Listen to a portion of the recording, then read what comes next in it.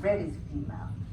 So until maybe 6 years old, male were dominant, but once after the menopause, actually female pretty much catch up. As you can see, even more than 85 years old, female have more than male. And we think this is something to do with hormone. Hormone work as a protective. And after menopause, female start catching up, and even more after 85 years old. This is angina. So it's not like acute coronary syndrome or anything, more stable type of angina. And you can see it's almost comparative, between men and women. So it's not a disease for sure. And this is risk factors for women. And on the right, you see traditional risk factors shared with men and women. As you may know, hyperlipidemia and also hypertension, diabetes, smoking, obesity, and inactivity. But thing is, if women have same risk factor, so do much worse. So let's say Dr. Okajima and I are, let's say, the same age, and we decide, let's start smoking as of today. Then 10 years later, I think I have worse outcome. So females very sensitive to those risk factors. And on the left, there's emerging risk factors. It's specific for the women. SLE, those autoimmune disease more prevalent in female, basically attacking your cell, so causing atherosclerosis. And also, if you have something to do, if you have some complication during the pregnancy, then you have more likely to develop atherosclerosis. And also, just as explained, hormone seems to work protective. So if you have early menopause, that's going to cause more atherosclerosis later. And also, depression seems to be a very big risk factor, especially for women, to develop atherosclerosis later.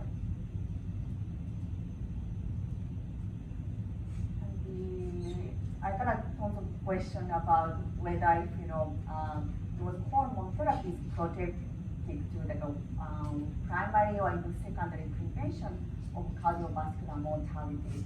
So in the old days, like in the 80s, there was actually positive data about observational studies or like animal studies.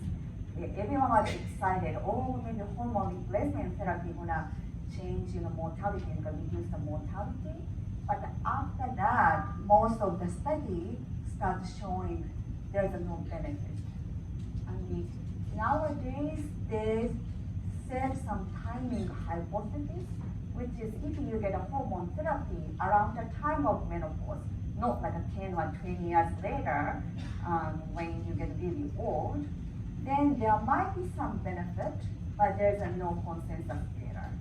So at this point, menopausal hormone therapy, replacement therapy is only indicated for management of menopausal symptoms only, and the long-term use for prevention of cardiovascular disease is no longer recommended.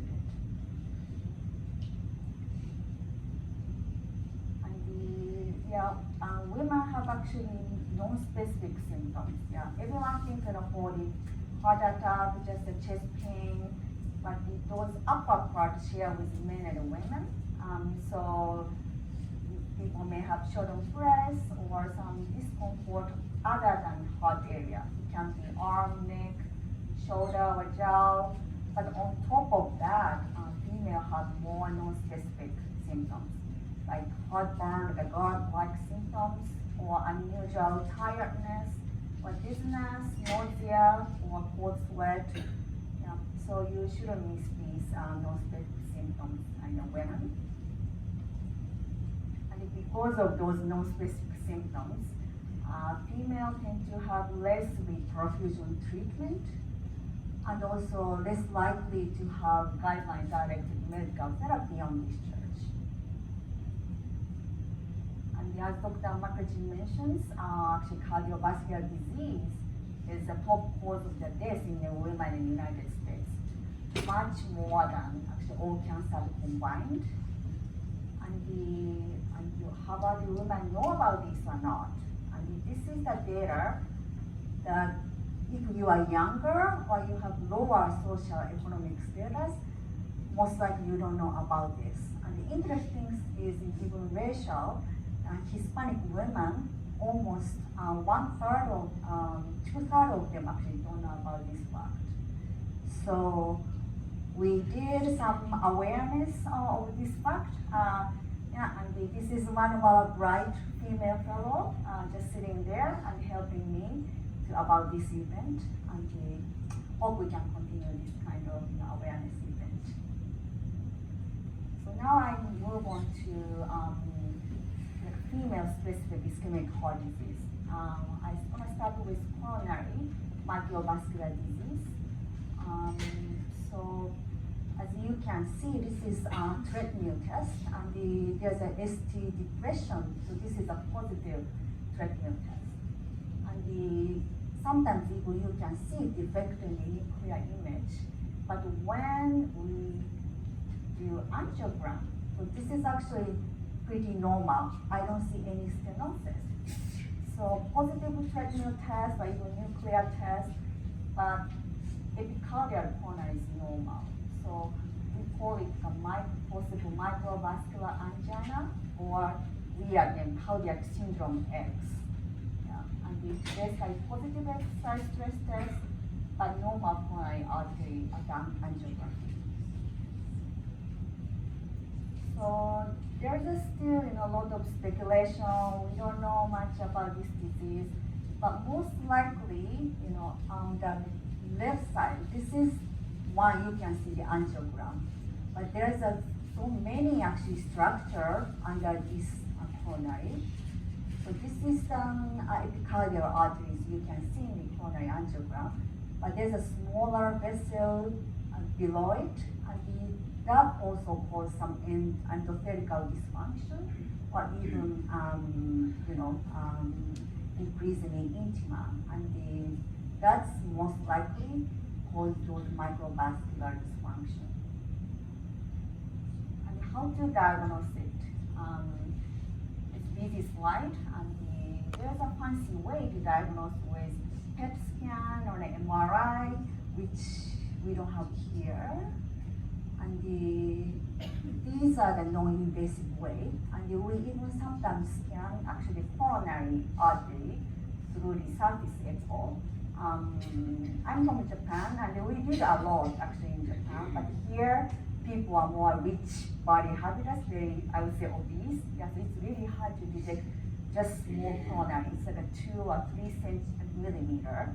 It's very difficult, and you need a very good technician, echo tech, to detect this.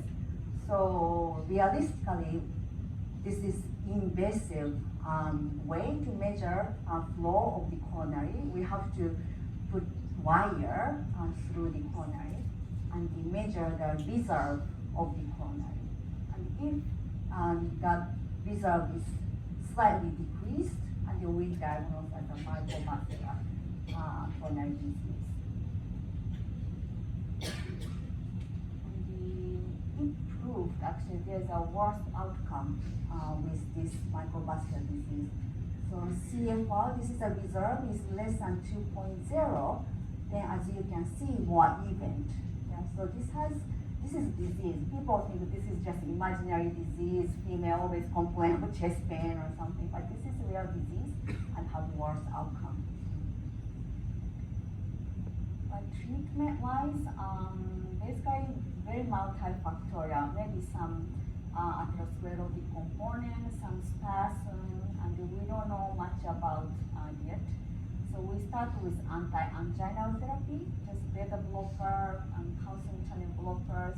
But if any specific component, you gotta be a little careful about the beta blocker, because that's gonna exacerbate coronary or microvascular coronary spasm. And we use nitrate, and there's a recent study about rhinology, like Runexa, but that was not very positive. But still, we're gonna try everything we can do for this patient. And the aspirin and statin, if there is no some sign of irregularity in coronary angiogram, and also again like a risk factor modification. And I just now move on to spontaneous coronary artery dissection. So this is you can imagine like an aortic dissection happening in coronary artery. So basically, not much lipid plaque or anything, but you tear this intima, and if it's clogged, it becomes the hematoma. This happens spontaneously, it's like no triggers or anything. And I just want to compare with typical atherosclerotic disease. So atherosclerotic disease is more like a lipid accumulation here, and sometimes have rupture and all the antiplatelet coming here and clog and they block the blood supply. But this is not much lipid, just tear and it start obstructing the cornea. And this may be the cause up to 1 to 4% of acute coronary syndrome cases. And if you just restrict to the women and the 50 years to the younger women, then up to 35%. So again, 80 to 90% is women, and in their 40s or 50s. And the potential predisposing factor is fibromuscular dysplasia. This is a dysfunction of fibromuscular. And also something to do with pregnancy, and also some connective tissue disease like a malform, and also systemic inflammatory condition like SLA kind of things, and also hormonal therapy for hypertension. So this is classification of SCAD, spontaneous coronary artery dissection. And the type 1, this is very obvious. Yeah, there's a dissection and false lumen, you can see clearly. But this is not the majority of it. Actually, most of them, 70% of them actually know this kind of multiple lumen. So it's sometimes hard to, notice. Yeah, sometimes we thought, oh, this is just a diffuse atherosclerosis here. So you have to go with, what's the patient characteristics? Patient have no, diabetes, no hyperlipidemia, no hypertension, and in 30s, 40s. Then you start, thinking about, oh, maybe this is dissection, coronary artery dissection. This is kind of example of coronary angiogram. And as you can see, there's a flap here. So this is maybe easy to diagnose. And this is hematoma, hematoma. So it's hard to say this is like a diffuse coronary stenosis or even spasm, and you might maybe put a nitro, intracoronary nitro to just make sure this is no spasm. And this one, I'm afraid I'm not an interventionist, but I don't think with this only view I cannot say this is a dissection or not. And sometimes we check with ElPaso or OCT, but you gotta be very careful because you might propagate dissection more. And it's also known that there's a tortuously, very tortuous coronary coexist in this coronary artery dissection. So again, this is the data, like how much percent of the predisposing factor you can see in this population. And the FMD is seen actually up to 60%. Yeah. In my experience, I don't think I see like a 6% with coronary dissection, but this is the data. So mostly actually data from Canada. And also you might see some systemic inflammatory condition like SLA and connective tissue disease and some hormone therapy. and also the related to pregnancy, especially the delivery. And the management, as you can see, if you regular patient come with coronary artery disease, most of the time we just the stents, or we just go to the cabbage. But this is very fragile under dissection. So unless you are very expert or patient is unstable, we actually do the conservative therapy because putting wire or putting balloon gonna propagate dissection more. And just in the case of very severe like a hemodynamic instability or very concerning anatomy, proximal LAD, those only those cases you might think about PCI or even CABG. And most of the patients do well with just conservative therapy. So we can start with standard ACS therapies with anticoagulation, but there's a concern about maybe that's gonna extend actually dissection. So in that case, you might have to discontinue anticoagulation. And the aspirin, and there's not much data about whether drug anticoagulant therapy is beneficial for this entity. But most of the time, we just continue those drug therapy for a year. And there is a data, maybe beta blocker prevent recurrence of actually this coronary artery dissection, but not much consistent data actually exists. And we starting just by actually lipid guidelines, so there's no recommendation for routine use of statin. Then it's very important to just make sure there's no FMT, because as I explained, like 50 to 60% of the patient might have this condition, and especially if patient have intracranial aneurysm, that's going to be very critical. So you really have to punch down from the top to the pelvis, either CT or MRI. And the cardiac rehab may help to return the physical activity. Especially these are the younger patients, like 40s, 50s, and sometimes trigger is like some physical activity. So they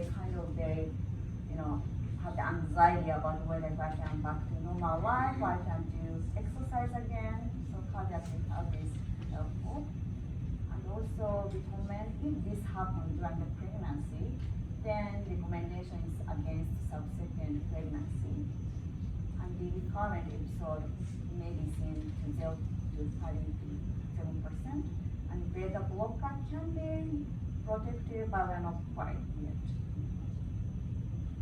I can move on with this concept of MINOCA, because that's maybe include some of these female-specific coronary artery disease. So this is basically myocardial infarction, but no obstructive coronary artery disease. The patient came with an STEMI kind of picture, but we take a picture on the coronary angiogram, but we don't see anything epicardial artery. And this is younger, and the women is disproportionately high, 50%, as compared to true acute coronary syndrome, and some disposition of some ethnicity, and the low CV risk factors. So this is like a proposed cause of MINOCA, MI with no obstructive coronary artery disease. And we used to think, oh, maybe this is just coronary spasm. Unless we do acetylcholine test, we never know this is a temporary coronary spasm or not. And also maybe plaque rupture, but they recanalize by themselves, and then, we don't see those stenosis anymore. But there is some female-specific disease, like a microvascular dysfunction, and also the coronary artery dissection. This is a proposed algorithm to diagnose MINOCA. And first, of course, you have to take a look at cine one more time. Just make sure you are not missing this coronary dissection. And also, actually, cardiac MRIs have some roles. Yeah, you might be able to see some myocarditis and also some other cardiomyopathy, and also some prognostic information you can get. If there's some leg gathering enhancement, then the patient might have a little worse prognosis. And we might not have a robust MRI here, yeah, but this is actually a recommendation. And I attended a session in New York a couple of years ago, and this seems to be the trend. Yeah. Then you can go into even invasive evaluation. You can do ElPaso OCT carefully what's going on, and also you can do some FFR. So I want to move on to the heart failure. So this is the statistics again. So prevalence heart failure, slightly more in the male, but in the female prevalence is comparative. Heart failure specifically unique to the women. So most of the heart failure you can imagine, your ejection fraction is low, or have some valvular disease. But for female, we see more with normal systolic function, normal contraction. And that's maybe because of hypertension or stiff heart itself, or some arrhythmia like AFib. And also, as Dr. Makaji mentions, yeah, women have breast cancer, like 1 in 7 or 1 in 10 women have breast cancer in their lifetime. So chemotherapy can be sometimes cardiotoxic, or even radiation cause coronary artery disease. So those are the women-specific things. And I want to talk a little bit more about preprogram cardiomyopathy and also the stress-induced cardiomyopathy. Oh, so this is the, just a side note. So because AFib could cause heart failure with preserved ejection fraction, and the female sex, I think there's an expert there, Dr. Abdi, so correct me if I'm wrong, yeah, but the female sex itself is not added as actually risk factor. So unless other risk factor present, yeah, you don't count as female as the one of the cardiovascular. Back to prevalent cardiomyopathy. So this is basically pregnancy-related cardiomyopathy, and the definition is heart failure secondary to left ventricular system dysfunction, and the LVEF is 45%. Normally, it is more than 50 or 55%. So it's just slight decrease in EF. The occurrence towards the end of pregnancy in the months following delivery. So this is the prevalence of preprogram cardiomyopathy. So last month of the pregnancy until 1 month after the pregnancy. So I think most of the event happened around this time. And this is the guideline from Europe, and for NIH, they said 1 month, last month of the pregnancy, or 5 months after delivery. Okay. And no other identical cause of heart failure. This is a diagnosis of exclusion.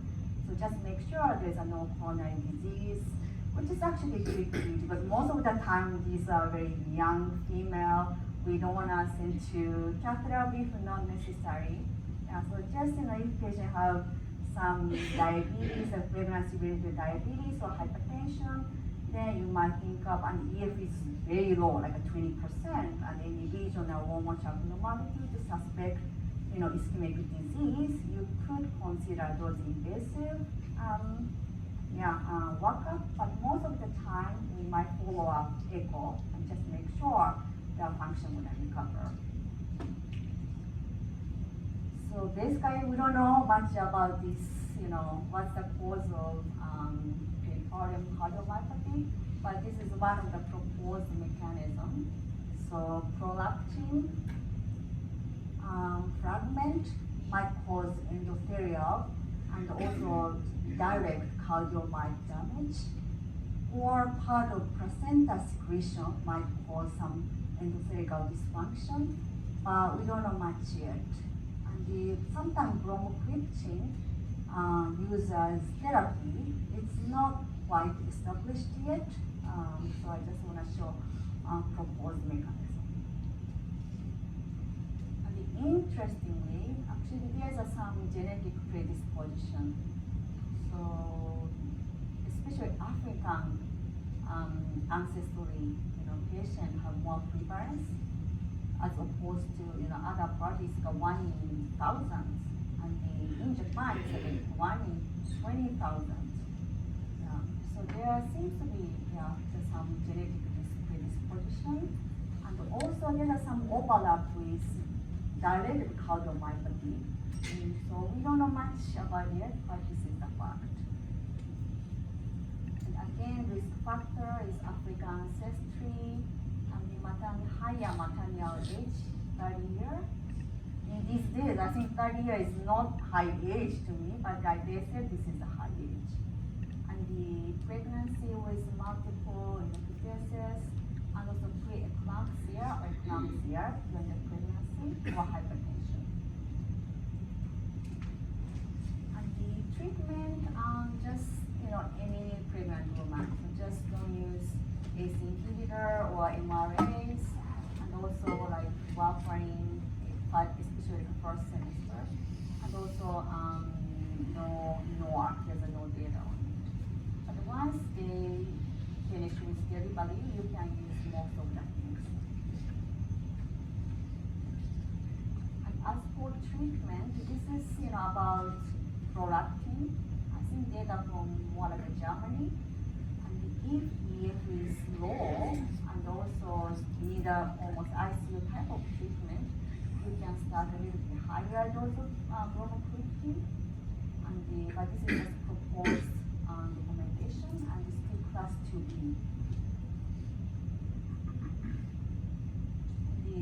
Of course, those patients need a family planning later, but you might advise against subsequent pregnancy if EF is less than 25%, which is very low, or LVEF is not recovered after your follow-up.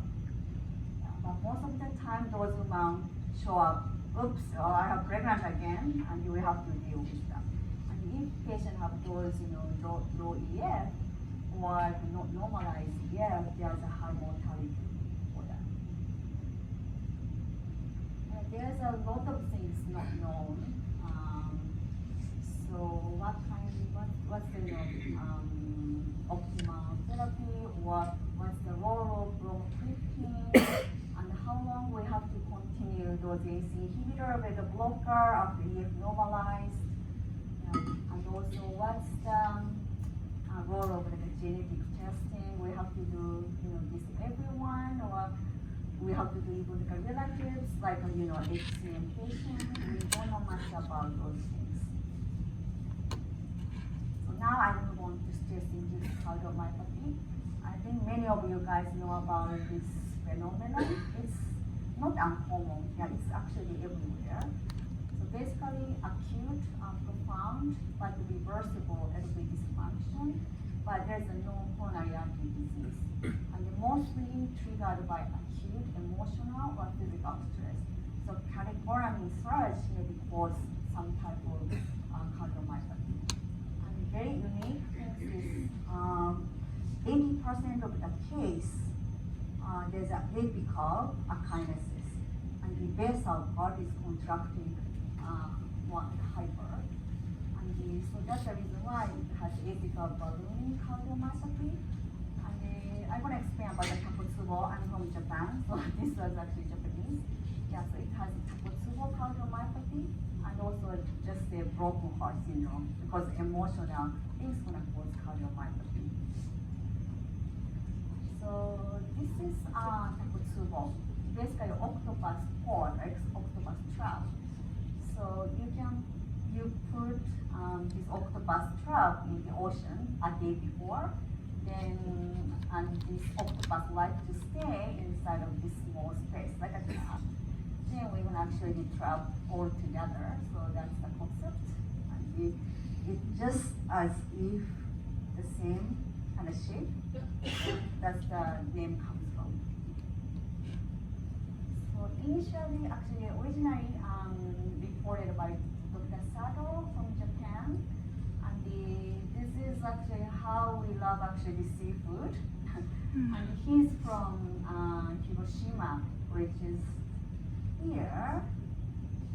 Yeah, and as you can see, this is kind of famous for octopus. So no wonder he named this, yeah, is, you know, and this is taco tsubo. So very classic definition of taco tsubo is emotional stress. So death of others, most, you know, common presentation after the funeral, and I feel chest pain, and also interpersonal conflicts. Most of the time, actually, argument between couples. I argue with my husband, or I argue with, so that's very common presentation. And panic, anxiety, anger, frustration, and interestingly, more than 90% population is post-menopause women. So we speculate something to do with hormone, which is never true, but most likely. And we also have physical stress, like, you know, ICU type of patient, surgical and acute respiratory failure stress, and also, so it's well known after the stroke or after intracranial pathology, there's a T-wave inversion and even low motion abnormality. So this seems to be part of, you know, this phenomenon.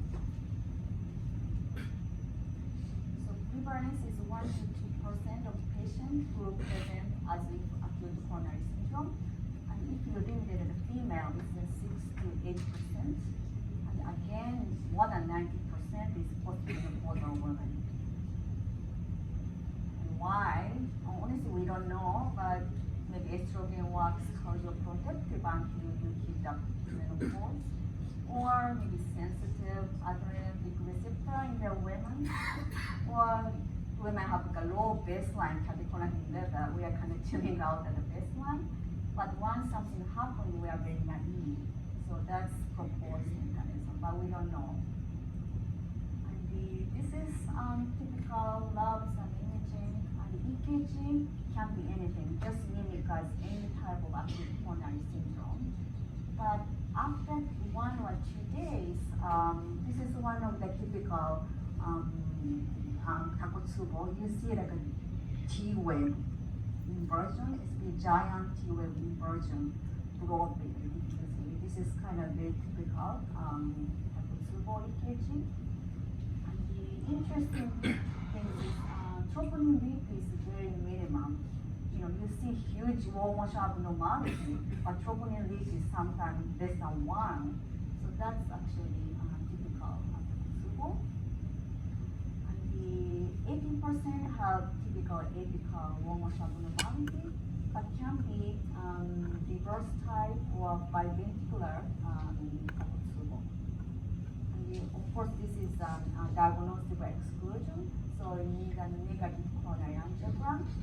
And if, you know, symptoms are very typical, and echo is very typical, and if you have capability of a coronary CT, you might do the coronary CT to exclude any coronary disease. Again, this is subtype of takotsubo. So 80% is this, you know, apical ballooning type, but could be mid-ventricular or even reverse. Actually, basal is not moving and apical is moving. And it could be with actually right ventricle. This is a biventricular type of takotsubo. And this is stroke and the, you know, heart conference. And in my understanding, those intracranial pathology related EKG change and also the echo abnormalities, I believe they're the same entity, but still there's a debate going on, is that the same entity or maybe something different. this is, I think I didn't put the reference, but very recent literature. So still there's a discussion going on. And the pathophysiology actually unknown.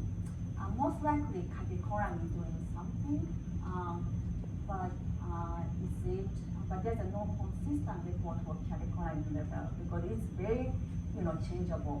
1 hour later your catecholamine can be normal, or if you get a blood draw and just trace over the needle, that's what shoot up. So there's no consistent report, so you don't need to take any catecholamine blood test. But what catecholamine do could cause cardiac spasm, but it's not coronary distribution, so it's unlikely. And they possibly do some microvascular spasm or dysfunction, or possibly just direct effect of catecholamine on the myocyte itself. That was a speculation. And just one apical. So there's some basic research that there's some difference in beta 1 and beta 2 receptor dominance. So beta 2 is more dominant in the apical part, as opposed to beta 1 is more dominant in the basal part. So that might most likely cause this unique low motion abnormality. So this is example of the Kazue. Yeah. So this is the apical.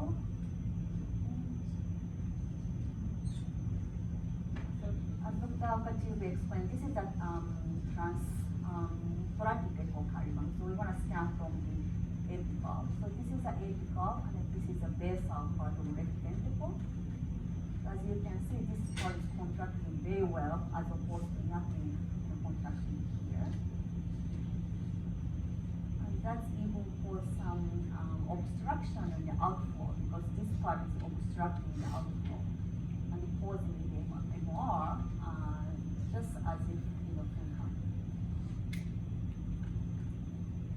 So what's the prognosis? Yeah, because this is supposed to be reversible and transient. So mostly very favorable for recovery, I'm expecting a couple of weeks. But there's a report, ventricular tachycardia or ventricular thrombus, or even, it's a case report, but the ventricular rupture can be seen in the case report. What kind of complication you might have? So basically, as I showed you, it'll be outflow obstruction, and also those arrhythmia or diffusion, and also because of dysfunction, you might have heart failure or apical thrombus. Basically, treatment is supportive. We expect to recover. And if there's a heart failure, we use diuretics. And the catecholamine is not recommended because catecholamine surge seems to be the pathology of this phenomenon. And interestingly, we thought the beta blocker might be reasonable because that's what the block catecholamine. But the ACE inhibitor or ARB seems to improve the survival. But still, there's no consensus, how long we have to continue ACE inhibitor or beta blocker after those low motion recovers. As for follow-up, follow-up in a couple of weeks or in months, just make sure EF is recovered. If not recovered, you have to think about the other pathology. And the recurrence report is actually up to 10%. And then maybe ARB or ACE or be protected. So last thing, really? Okay. Yeah. Okay, so I just Keep want on. oh my gosh, I just want to show this really. Because, how much I have? 5 minutes or so? No, you actually have a minute. Ooh, okay, I'm going to finish it. So, just want to show you, cardiovascular medication in pregnancy or breastfeeding. But this is the old labeling, we always use the A, B, C, D, X, and the A is okay, and the X is totally off the table, and the D is, pretty much off the table. But most of the medication belong to C, which is proven, you can use it, but as a last resort. But now we stopped doing this. Yeah. After 2015, we are more descriptive, which is a little lengthy. And if any pharmacist here in the room can get any recommendation, but in my case, I just go to actually up to date. It's very, very prescriptive, and you can trust this. And this is a nice summary from the JAP, what kind of medication, especially cardiovascular medication. So basically, hopefully this is my last slide. Something starts with A, like atenolol or ACE inhibitor, herb or aldosterones, and also some NOR. I just have the A character there. And the statin, I said the atorvastatin starts with A, so that's how I remember when I take the board. So those are contraindications. I think that's it. Okay. Well, that's